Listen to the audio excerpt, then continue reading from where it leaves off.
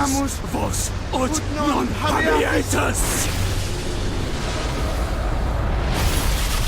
Potestatum per pestem nec per aliquod quodamque maleficium nocere incantationem neque in anima nec in corpore!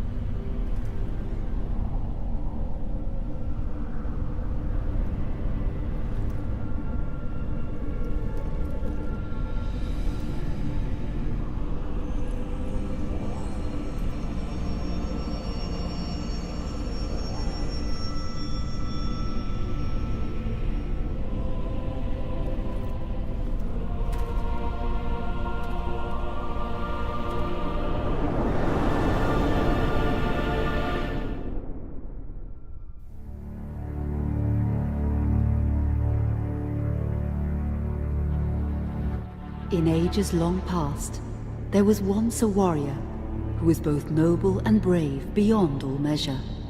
His deeds of heroism and skill in combat were legend. His name was whispered within the hallowed halls of men for countless generations. Yet now his name is lost. Lost in the mists of time forever. It is said that destiny delights in the misfortunes of men, and so it proved true for Gabriel Belmont. For even after defeating the Lords of Shadow and ending their reign of terror, his soul was consumed by the very darkness that he sought to destroy. As that ancient prophecy foretold, whomsoever defeats the Lords of Shadow will sit upon their throne to rule as the Prince of Darkness. But before fate had played its hand, and unknown to Gabriel, his beloved wife, Marie, conceived a son by him. The Brotherhood of Light warned her of that ancient prophecy and the terrible fate which lay before her husband. So, with heavy heart, she concealed her pregnancy. For it is written that only the blood of that lineage has the power to defeat the Prince of Darkness. Thus, when newly born, the child Trevor was hidden from his father and raised a holy warrior of the Brotherhood in secret, so that one day he would be ready to stand against his own blood, as foretold. That day would come, some 25 years later, for what had once been Gabriel Belmont was now a powerful vampire known as Dracula, the Dragon. The Brotherhood of Light fought against the onslaught of his dark armies, which laid waste to towns and villages across the land, but to little avail. Trevor was now fully grown to manhood, and the truth of his origin and destiny of the Belmont clan was finally revealed to him. So he set out to confront his father and end his family's shame forever. But Trevor failed and was mortally wounded in the confrontation with his father. He was no match for Dracula's terrible power. Yet, as he lay dying, Trevor finally revealed his true identity. Dracula was driven mad with grief and rage over the revelation. He desperately sought to save his dying son by giving him his own lifeblood. But it was too late, or so he thought. Dracula buried his son within the walls of his great castle, and then swore bloody vengeance upon the world. Raising an army of creatures beholden only to him, he struck with fury and merciless cruelty at humanity. He vowed to hunt God's children for all eternity. But fate still had one last card to play. Dracula's blood had power, and that power now coursed through the veins of his dead son, slowly reviving him over many years, until one night he emerged once more into the world, not as a man, but as a creature like his father. What had once been Trevor Belmont was now gone forever. He was now a vampire like his father. Though he swore that he would not be like him, he would take the name Alucard. He would be a force for good, opposing his father's capacity for evil. In that very moment, Alucard swore to destroy Dracula. But fate had something else in mind. Meanwhile, Trevor's own son grew into a fearsome warrior with a reputation that far exceeded even that of his illustrious father. Simon Belmont knew little of his own lineage, nor his importance in the events to come. All he knew was that his mother had died at the hands of Dracula's minions when he was but an infant, and his father had been killed in single combat with Dracula. Found and raised by the people of White Mountains, Simon had but one purpose in life: to destroy Dracula for the murder of his parents. After years of training in the arts of war, Simon set off for Dracula's castle and a date with destiny. Once in the castle, Simon met Alucard, and knowing little of the true identity of his companion, joined forces with him. Blood bound them together, and fate took a hand once again, as finally they met their dreaded foe in mortal combat. Simon defeated Dracula with his whip, and yet Alucard sensed that all was not as it should be. Dracula would return.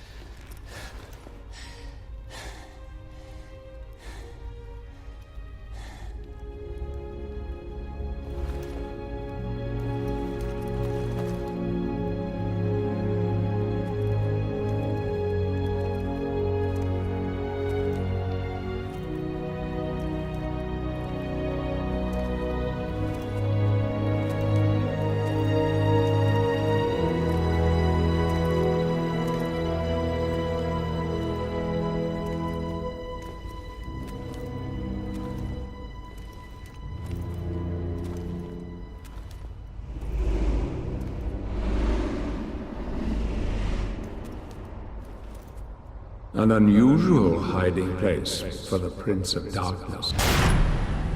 Don't you think? Zobek, where have you been all this time?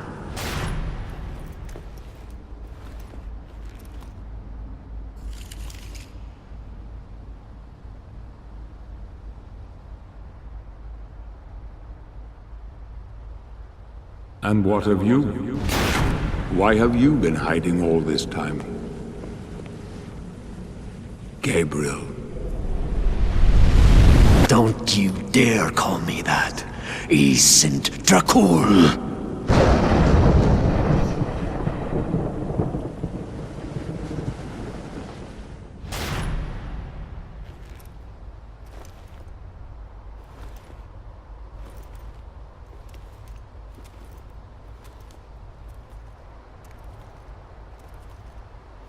What do you want, old friend? Satan's acolytes are readying for his imminent return. Help me stop him. Or you and I will become his favorite pets. For all eternity.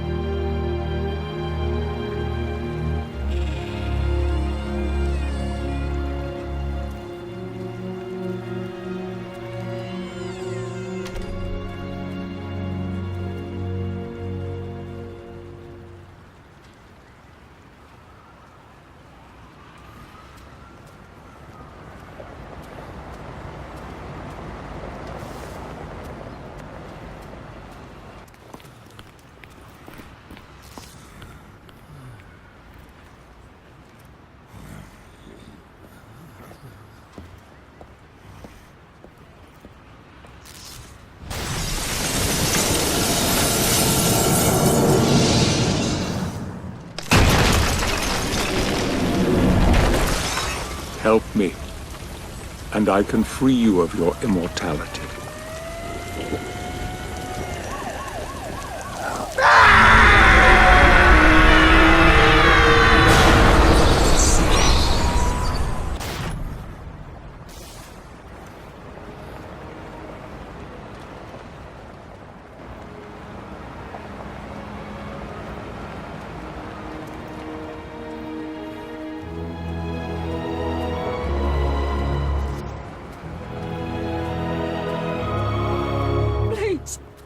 God help you, sir.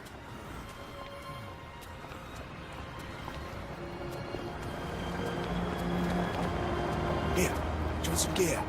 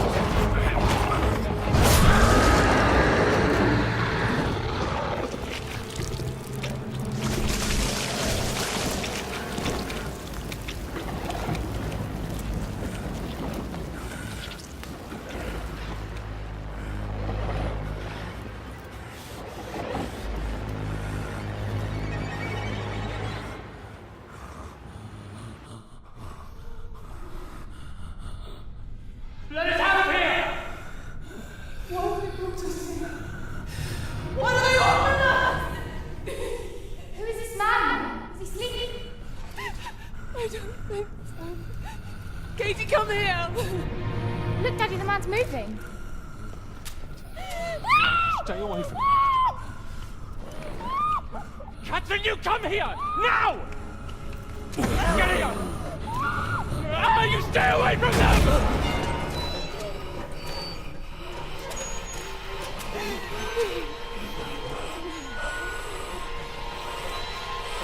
Help! Help! Please, come on! No!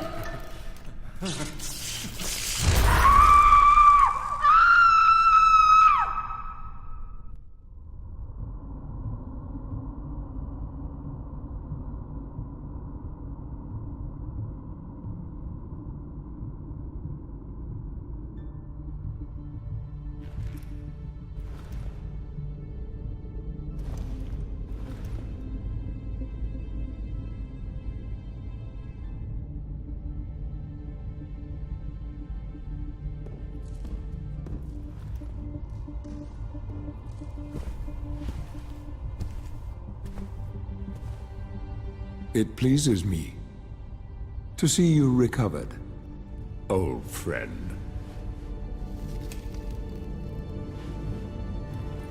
Indeed, old friend. No!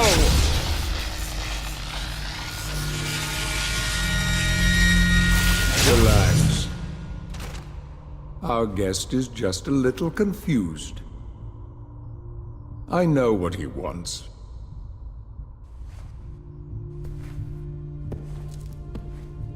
You see before you the legendary vampire killer. Your old weapon, if you recall. The only weapon capable of ending your immortal life. You thought it destroyed. But you see, you can have the eternal rest you crave after all.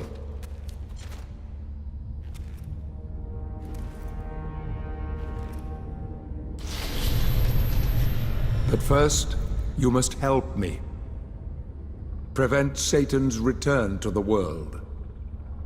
Then, I swear to you, I will deliver the fatal blow to your heart myself. And I am sure you will fulfill that vow.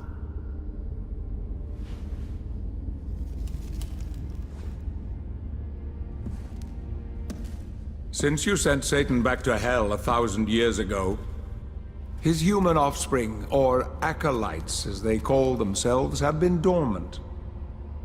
I suppose that all of us, feared your wrath and great power. But not now. Now, even my bodyguard is more than a match for you.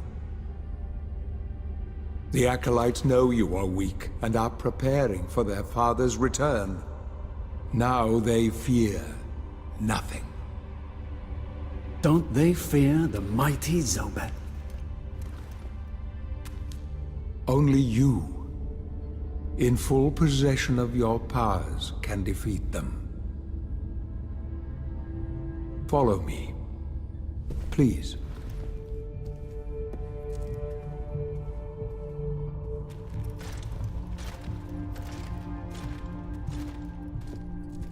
We must find and destroy the acolytes before they can finalize their preparations for Satan's return.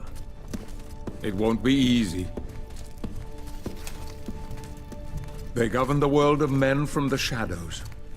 Not even I know with any degree of certainty who or where they are.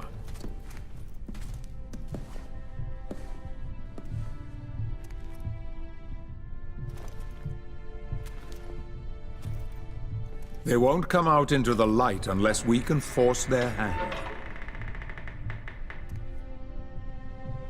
The acolytes must never know who hunts them down. The element of surprise will give us the advantage.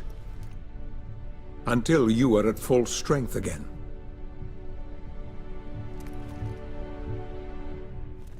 And you don't know who they are or where they are?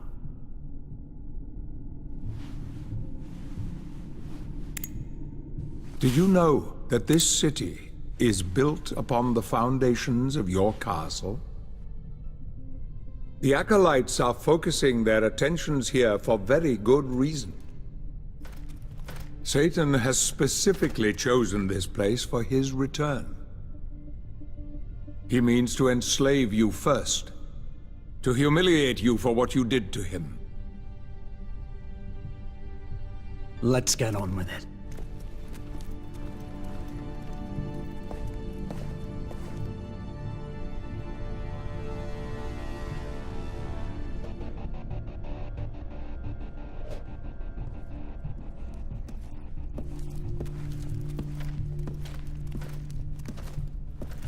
The acolytes must plunge the world into chaos before Satan can be summoned. Their activities leave spectral traces, which are difficult but not impossible to follow. This is the headquarters of a powerful pharmaceutical corporation. I suspect that one of the acolytes is operating from there. The complex was sealed 2 months ago, and is protected by magic. If I were to use my powers to see what is happening there, they would be able to trace it back to me within a matter of minutes. So, I will send you to the corporation via a portal. But we must be quick so as not to arouse suspicion. The longer the portal remains open, the more likely we will be discovered. Look for any sign of the Acolyte, but be careful. What are you waiting for?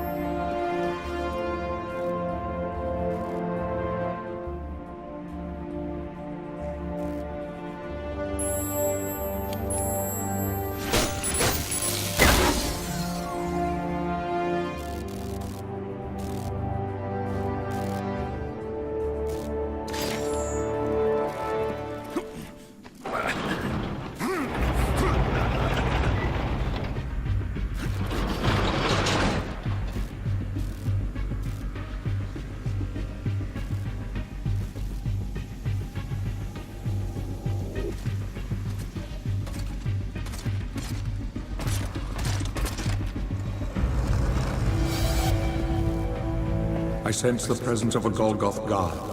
You are no match for this enemy. Hide.